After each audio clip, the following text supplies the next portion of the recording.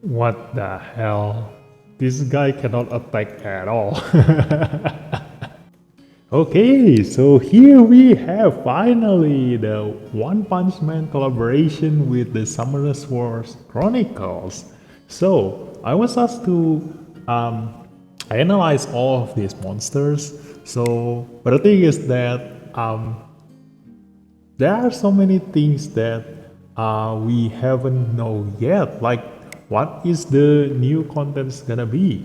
So we will see, like, just based on the characters alone, how good they are, how versatile they are, like because definitely when the new contents come out, like definitely right now we have the event to join in to follow the story of the One Punch Man character in this game. So most likely they are gonna emphasize how each of these characters are going to be played. So don't get worked up too much. Like they will make them look good, but what we want to know is how viable they are in the long run. So we're gonna take a look at each one of them, and also these are only the 5 stars. We also have 2 of the 4 stars, which is King and the Newman Rider. So we will take a look at each one of them and just see based on their skill set how good they are. Let's go. So before we go into the character itself, we have a new content here in Rapture and Guild Raid, which we have a new boss called Carnage Kabuto. And the thing is that with this kind of thing, it is so obvious that they want to emphasize the One Punch Man characters by giving out this boss. So all the One Punch Man characters will be your answer into countering his mechanics. That is so obvious. That is so obviously planned by the developer here. So looking at his skills is kind of real. Like it kind of obvious that all of his skills mostly have like some kind of CC. Like there is a fear, there is a knockdown, there is like another stun here, another knockdown, and then damage, and then another stun, and moves without unrecoverable damage based on HP, and a push, and then we move defense up. And this is the most important one, is that he has a permanent defense up and it will increase every second in battle. And if you apply Oblivion to him, he will lose defense up while he gain attack up and move speed up. So the way they want you to do this mechanic is for you to juggle between Oblivion and non-Oblivion state. So every 20 seconds in battle, the boss will get defense up. So you do want to, after a certain level of defense up, if he is too thick, too tanky, then you want to apply the Oblivion, and then he will go on Berserk with attack up and move speed up. And then after he lose his defense up here after 20 seconds, then you do want to remove the Oblivion and start from the beginning again, so you can recover yourself, get ready again for the next Berserk. Or you can just go Berserk all the way and just apply permanent Oblivion to him. I do hope that he doesn't keep casting this every 20 seconds, so it will only level 3 attack up, level 3 move speed up. But if it becomes too much, like you cannot catch up with the healing, then you do want to just slow down on your Oblivion and just go back to the standard defense up. So in the strategy tips here itself, he mentions that once you apply the Oblivion, Carnage Kabuto will attack the summoner with the highest HP. So if this wording is correct, that means that he will ignore the monsters and just go straight for the summoners. So you do want to have preferably a cleave in your party to soak up all those damage. But if you don't have cleave, hopefully either your Kina or your Orbia can soak up the damage from Carnage Kabuto.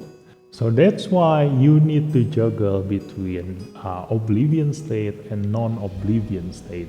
Because obviously if you can apply Oblivion at the right time and then reset his defense up and then remove his attack up while he get back his level 1 defense up and keep repeating that all over again, then you will be in the safest position to deal the most damage to him.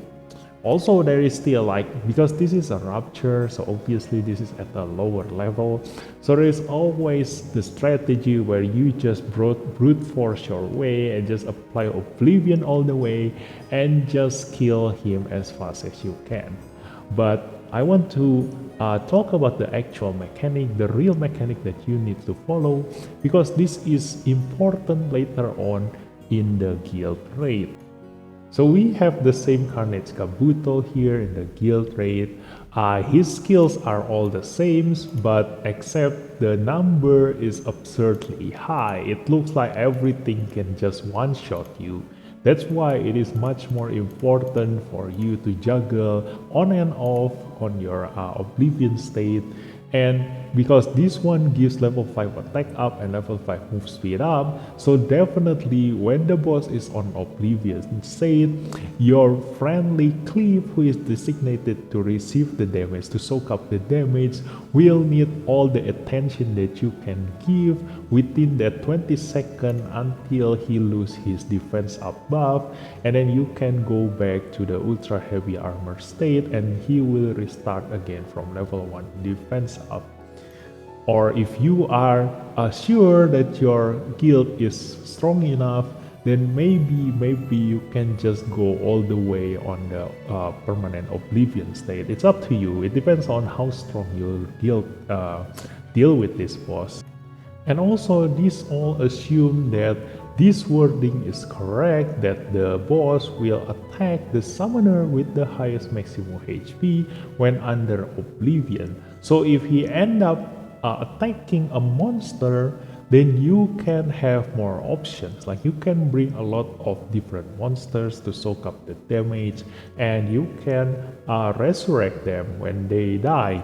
So it's different. It's a different case if it's a summoner, if it really is a summoner. So it's much easier if it is a monster, but we will see, like once you try this boss and found out the result, then you can adjust accordingly. So we will take a look starting from King. He is like the most unique character in this game and probably the most important one in dealing with Carnage Kabuto, because his skill, none of it deals damage. He will just stand there looking pretty in the whole duration of the fight. But the thing is that he is quite insane in his skill sets, because depending on how often he uses his first skill, because it is not mentioned anywhere like how often he will cast this thing, like is this going to be like every second, or is it like every 2 seconds, or is it like every 10 seconds or so, like it doesn't mention anywhere, or is it like following your standard attack speed, and he will, instead of attacking someone, he will cast this depending on your attack speed. So you do want to increase his attack speed if that is the case. And the thing is that the rate is very small here.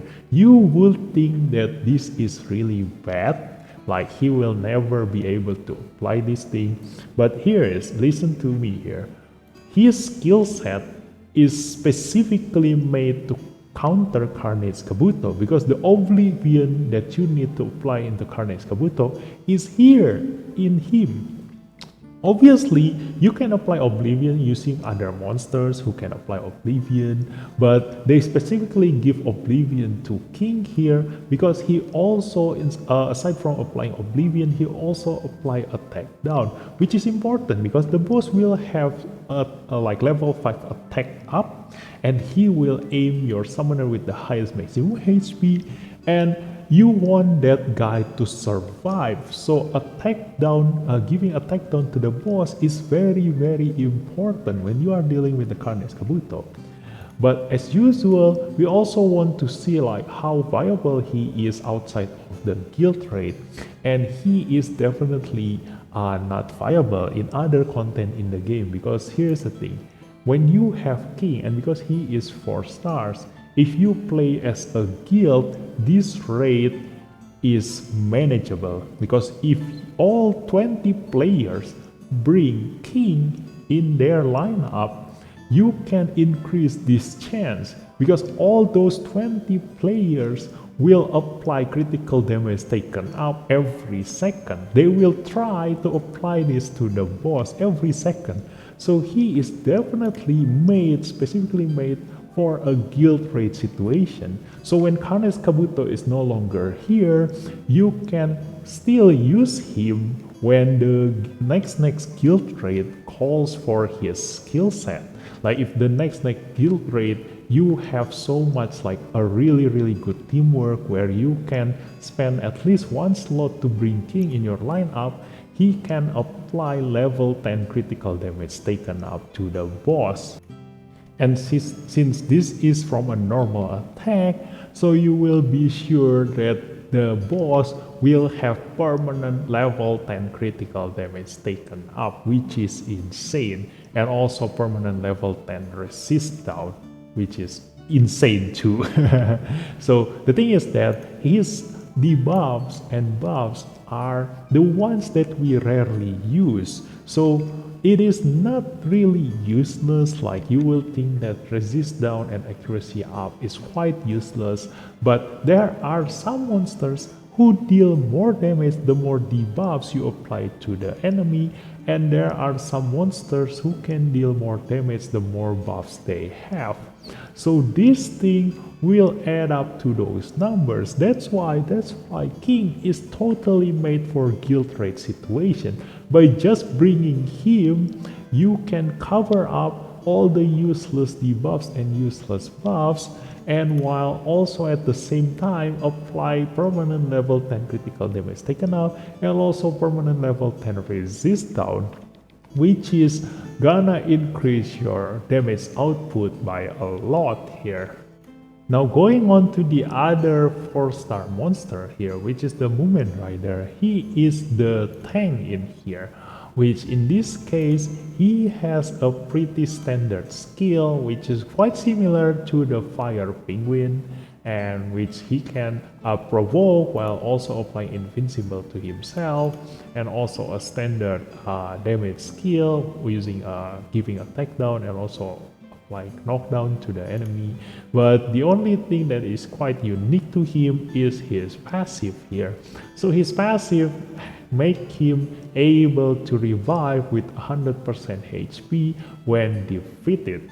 So I don't know if this is relatable in the Carnes Kabuto raid, because we all seen from this strategy tips that the Carnes Kabuto will aim for the summoner, but if instead he aims for the monster and that strategy tips is wrong, that means that you can make use of the Movement Rider to soak up the damage, because he can have invincible by himself with 3 mana cost here, so you can pretty much hold up by himself with a very long invincibility. And if you do make a mistake, then he will revive with 100% HP every 3 minutes. So you can just rotate in between who has their Movement Rider with their passive still on, if in the case that the boss can aim the monster. But other than that, if the boss really do aim only the summoner, then he is just your average standard tank here that can revive himself when he die every 3 minutes, and that's it. So now we come to the 5 stars. So they differentiate the 5 stars among their elements. So we have 2 fire, 2 water, and 2 winds. So the way they separate them is like one of them from each element are great, like insanely great, and the other one is just okay. The same thing for water and similar thing to the wind, although the wind one is quite balanced, but definitely the fire and the water ones, they are one of them are insanely overpowered compared to the other one. So we're gonna start with Janus here, which is the good one in the fire elemental. So his skill emphasizes more on dealing a ton of AoE damage with multi-hits. So he also given a trait when using a skill with CC immunity and decreased damage taken by 50%, which is going to be really good when dealing with Carnage Kabuto. But outside from Carnage Kabuto, this is something like a bonus that you can have, like for whether in like other PvE content or in PvP, where you can be sure when you are using your skill, nothing can interrupt your skill cast. So his best debuff here is the critical damage taken up, which applied with every hit he deals using the second skill, which hits 8 times. So you can potentially have like level 10 critical damage taken up to your target by himself if you give him enough accuracy and you get lucky enough. And also, I don't want to emphasize here on the critical damage taken up debuff here, because so far there are only 4 monsters that can apply this critical damage taken up. And you all know how good the Wind Martial cat is, but the thing is that she cannot apply the critical damage taken up fast enough to reach level 10 critical damage taken up. So definitely having Janus in your party here will be a really good alternative to your Wind Martial cat when applying that critical damage taken up. So definitely he is insanely good just because of this thing alone. He can single-handedly apply level 10 critical damage taken up to his target by himself. So he is really good in applying this critical damage taken up. He can also apply defense down on his third skill here. So he is a really important monster when you are doing other contents. Like he can increase your teammates or your friends damage by a lot.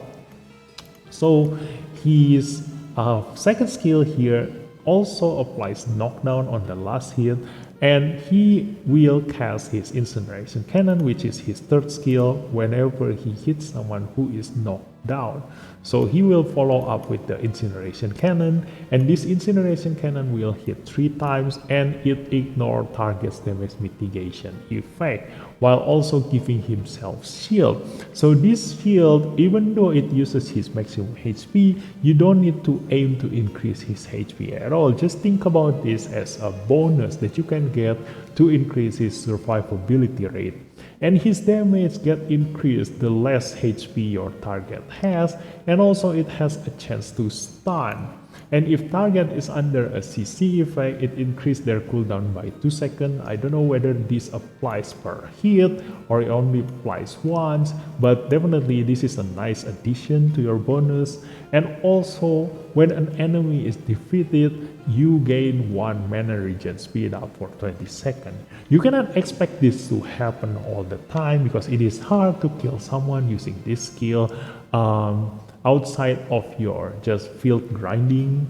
Like in PvP, it is hard to time your skill right to kill someone using this. But if you can get this buff when you kill someone using this skill, it is definitely a game over for your enemy.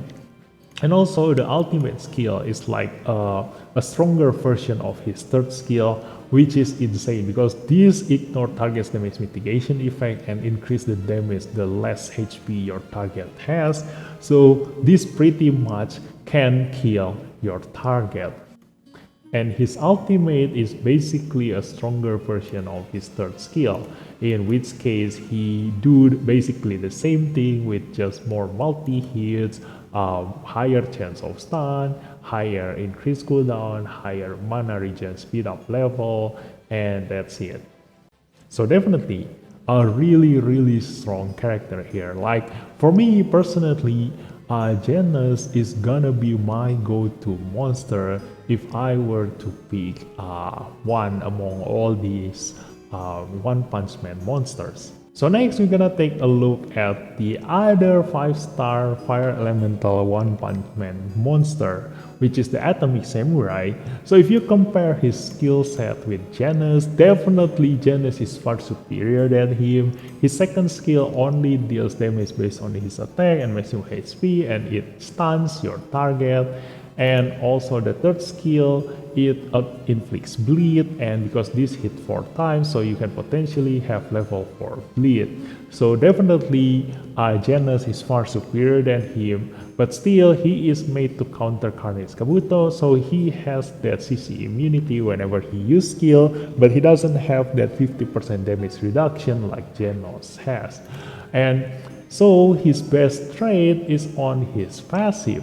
His passive gives him 100% critical resist. So if he doesn't have this Master Swordman buff, nobody can deal critical damage to him if in theory, because this is 100% critical resist. So for every single Master Swordsmanship level buff that you have, the critical resist will be reduced by 8%. So you do want to adjust this accordingly. If you want him to be tanky, then you don't want to give critical rate to him. But if you do want him to deal damage, then you do want to have him at 100% critical rate, because whenever he doesn't crit, he will reduce his Master Swordsmanship level by 3. So that's a lot of reduction. And per Master Swordsmanship buff level, it will increase his critical damage by 15% and defense penetration by 6%. So the way this works is that if you don't have the Master Swordsman buff at all, then he will only get this critical resist by 100%. And if he get a Master Swordsman level, if he is at level 10 of that buff, he will gain 150% critical damage up and also 60% defense penetration, while also reducing his critical resist down by 80%. So he will get only 20% critical resist, which is still okay, but you do have an option to whether make him as tanky as hell or being able to deal damage. So that's his best trait. You can adjust his playstyle accordingly. And then his ultimate combines his second skill and third skill into one. In this case, he will use a stronger version of his second skill first, and then followed up by a stronger version of his third skill, and that's it. So we're gonna go to the stronger one in the water elemental department, which is Garo. And the way he works is that he will get stronger the lower his HP is. And to understand how he works, we need to go to his passive first. So his passive will give him at the start of the battle level 1 greatest sphere. This is unremovable, and there is no explanation what this greatest sphere do. Aside from that, if you have level 10 greatest sphere, all these things will happen. So how to get this greatest sphere level increase? He needs to receive damage equal to a certain ratio of his HP while in battle and is not in an awakened state, but they do not mention how much percentage this ratio is. So unless someone try this out, we don't know when he will reach this level 10 greatest sphere. But the thing is that per 1% of caster's lost HP, he get damage taken down by 1%. So the lower his HP is, the harder it is to kill him. And then once he reaches level 10 greatest sphere, he will remove all harmful effects. This will happen only once, and then he will use Evil Deed 1 times. And Evil Deed, when he awaken here, he will gain invincibility and immunity, and they also didn't mention anywhere here like how long this will last for, but usually invincibility lasts for 8 seconds while immunity lasts for 20 seconds. So that's the standard duration for these things.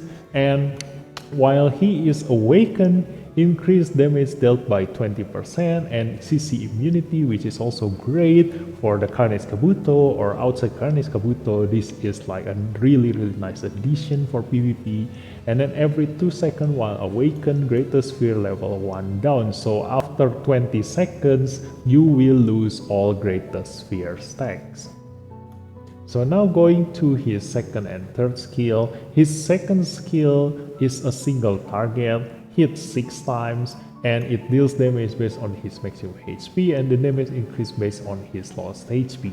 So in awakened state, which we already learned from his passive how to achieve that awakened state, additionally increase the damage based on the amount of its lost HP. In addition, the summoner gains mana when used during Soul Link. So this costs 3 mana, so if you use him on Soul Link, this will only cost 2 mana, which is insane. You can just spam his second skill here if he is on awakened state, and you can definitely kill someone with this, because if you also have him at low HP, he will gain damage dealt up by 2% per 1% of its lost HP.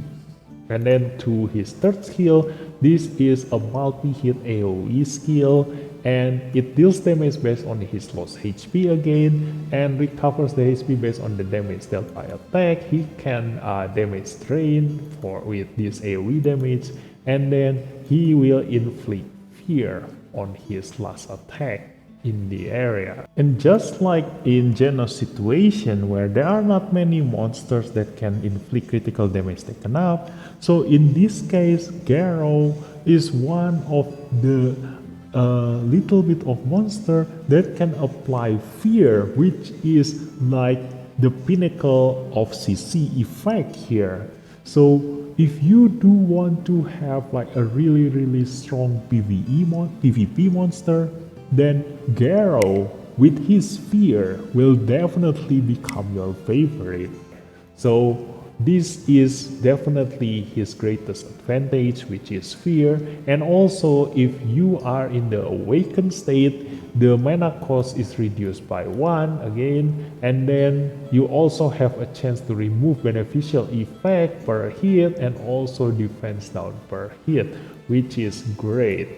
So you definitely want him to be like survivable at very low HP. So combined with summoners like Kina or Cliff who can protect his teammates, definitely you can make the greatest use of Garou, because if he can survive at like a very low HP, preferably if you can give him like invincibility or endure at that point in time, he can potentially kill the entire enemy team by himself. So his ultimate here is just a stronger version of his third skill, and the only thing that is different is this one, this sentence here: when awakened, increase greatest fear level by 5. So this thing will prolong your awakened state, because in awakened state every 2 seconds your greatest fear level will go down by 1. So you do want to definitely use his ultimate whenever he already awakened to prolong his awakened state. So combining him with someone like the Wind Polar Queen, who can increase your ultimate gauge gain, will definitely make him potentially able to hold his awakened state almost permanently. So Garou here is definitely more PvP oriented compared to Genos, which is more like all-rounder. So if you do care more about the PvP, then you do want to use Garou in this case compared to using Genos in PvP. But then again, Genos have more AoE damage compared to Garou, so in battlefield situation, Genos can dish out far more damage compared to Garou. But if you think about killing potential, then you can definitely get killed whenever you use Garou in battlefields. So pros and cons. Whether if you want to have like a single target DPS, then Garo definitely is your choice. If you do want AoE damage dealer, then Janus will be your go-to choice. So now we come to the other water elemental candidate here, which is Silverfang, and he is an assassin. So you know how assassin works. He will attack the backline enemy in PvP, and the way he works, if you compare him to Garo, he is definitely quite inferior to Garo, but doesn't mean that he is bad. So looking at his skill info here, his second skill is not that much complicated. It removes all harmful effects, gives him shield, and then it increases his attack speed up by 5 level. And then his third skill here is dealing attacking weak point, attacks just a single target, and recovers his HP based on damage dealt, applies attack down, and knocks down the target with a certain chance. So this is quite straightforward. So the only thing that is complicated for him is his normal attack. So his first skill here, his normal attack, every time he attacks his enemy, he will gain level 1 master. So after 6 hits, he will use Water Stream Rock Smashing Fist Fang 1 time. So you do want to give him as fast attack speed as possible. And this Water Stream Rock Smashing Fist, what it does is that he quickly shifts to the enemy target to consume all the master levels and attack 5 times in a row. Attacking the weak point recovers his HP and then applies attack down with a certain chance. And we all know how good this attack down is when dealing with the Carnage Kabuto. And so the way he works is that he will hit like 6 times, bam, bam, bam, bam, bam, bam, and then he will do 5 times, bam, bam, bam, bam, like that. And afterwards, he will go back to this standard normal attack again, and so far so on, rinse and repeat. So you do want to give him attack speed like as fast as possible, and he can help himself using his second skill here, which gives him level 5 attack speed up. And if you want to emphasize more on his strength, you can pair him up with Kina, who can use her Water Hammer to give another attack speed up buff, or any other monster that can give attack speed up buff, because you do want to cycle to this Water Stream Rock Smashing Fist as much as possible, because this thing attack using weak point attack. So, and what is weak point attack? Is this one, weak point damage. Weak point attack is a non-critical attack triggered based on the difference between the caster's precision and the target's evasion. When the weak point attack is triggered, this amplifies damage in proportion to the caster's precision.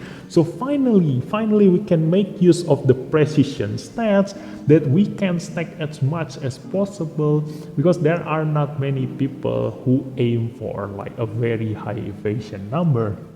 So with your relic, you can build a specialized relic just for Silverfang here, which emphasizes on the attack speed and the precision stats, and he will deal quite a lot of damage using his special attack here. And this attack also deals damage drain, which also gives him a lifesteal capability, so he can survive by himself. If he doesn't die within a single hit, he can just keep life stealing from his enemy, and he can survive for quite a long time if you can manage to get use of this skill here. And then his ultimate, he attacks the target 7 times in a row and using the weak point attack again, and he can recover HP and then applies attack down. And in addition, it knocks down the target with a certain chance if the last hit attacks the weak point. So all in all, he is alright. He is kind of like the Raven in this One Punch Man collaboration. So whatever good for Raven build, he is good with that. So that's it. Not really interesting enough, but all in all, he is still quite a bit better compared to the Atomic Samurai. So now moving on to the wind monster here, which is the Terrible Tornado. And compared to the Fire Elemental and the Water Elemental, the Wind Elemental, they are quite balance in the sense that the terrible tornado and the hellish blizzard, they are quite similar in power, not really OP in one of them, and they kind of can complement each other.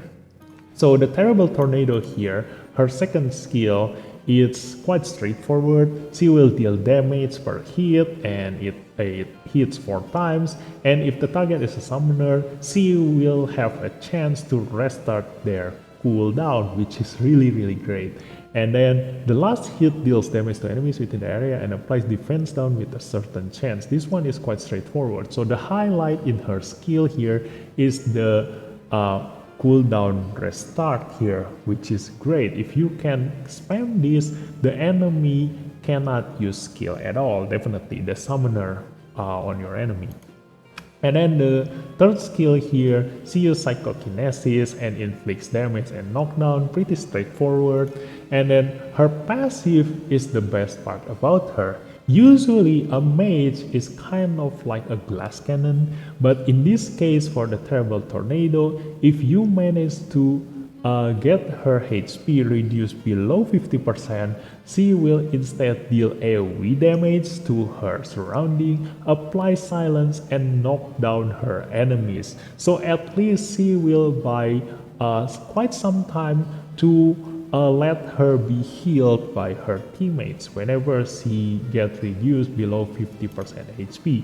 And the cooldown is only 45 seconds. So definitely quite alright in surviving by herself, and she is also immune to silence, so you can be sure that she can still cast her skill without getting scared of the enemy's silence. And then her ultimate is basically like a stronger second skill that she has, in which case she deals damage 7 times per hit, is 100% here, so standard AoE damage kind of. And then if the target is summoner, restart their cooldown, and then the last hit deals damage and also applies defense down. So basically just a stronger version of her second skill, which is, if you compare to Janus and Garo, this is kind of like a breath of fresh air, right? Those two monsters are too much. They have so many things going on in their skill description. So reading her skills like this is really straightforward. And in most cases, like, she is just your standard average mage monster. So now moving on to Hellish Blizzard, and compared to her sister, she's kind of like the crowd control kind of mage. So her skill has silence and also stun, so she can definitely make the entire enemy team useless, because this is both AoE.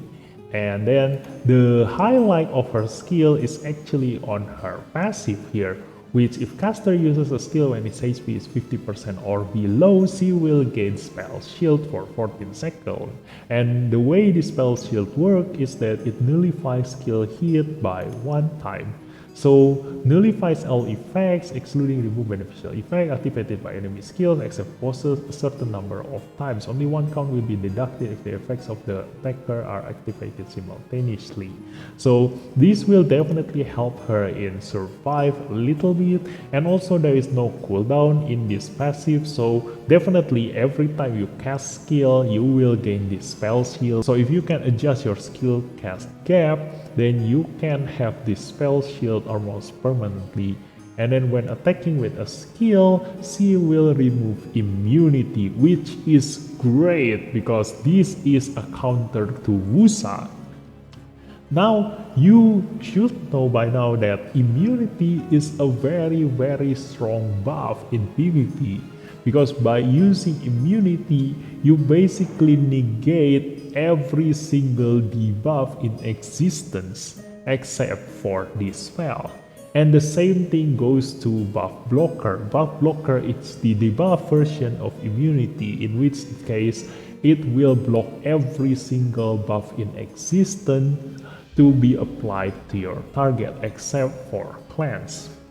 So being able to remove immunity every time she casts skill means that all those Wusa users will lose to her, because she will remove the immunity from her target, and then afterwards she will crowd control that target and potentially will be a permanent stun or permanent silence. So you can just basically kill your enemy while they cannot do anything to you. And why I mentioned remove immunity is very strong tool, because most of the time remove beneficial effect have a multi-hit chance to it. So for example, like if you use someone like Oracle, which can remove beneficial effect within like 3 hits, it never necessarily remove the enemy's immunity, because you have a chance to remove their other buffs instead of the actual immunity. So specifically mentioning that she can remove immunity here, no matter how many buffs the enemy has, she will only remove the immunity with 100% certainty. So if you definitely get annoyed by the enemy's immunity, and if you use remove beneficial effect, it just gambling your way whether you remove their immunity or you remove their other buffs. Using Hellish Blizzard will make sure that you only remove their immunity, which is annoying, and definitely you can inflict the silence and stun if the enemy doesn't have immunity. So compared to her sister, definitely I'm more inclined towards Hellish Blizzard, but then again, the Terrible Tornado can reset the summoner skill cooldown to max, so it is quite situational which one is better than the other. That's why I mentioned that they are quite balanced to one another.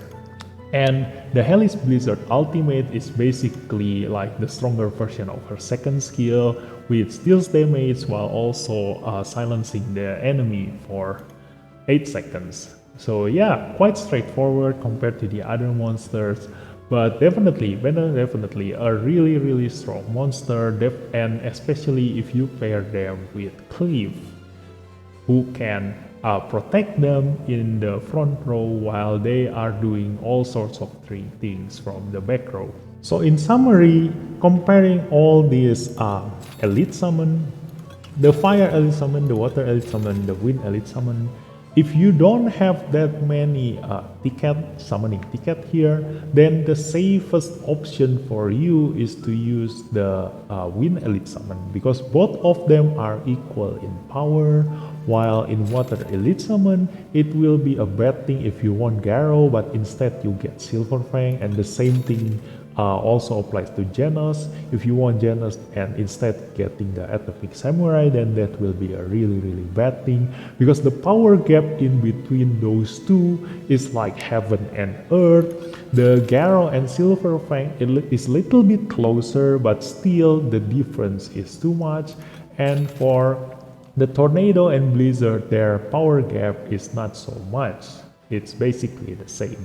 So the Genos pair here is much more suitable when you do want to play in battlefield and PvE situation. And for Garrow and Silver Fang is more inclined towards single target DPS, so in Brawl, Arena, and also in dealing damage to bosses, while also Genos can also deal damage to boss, but he is more into a debuffer compared to Garrow, which is like insane. He can dish out insane amount of damage. Also, he has like a very low mana cost, and these two are basically a mage. They are really good in dealing AoE damage, and they are your backline DPS compared to these 4 monsters who are all melee.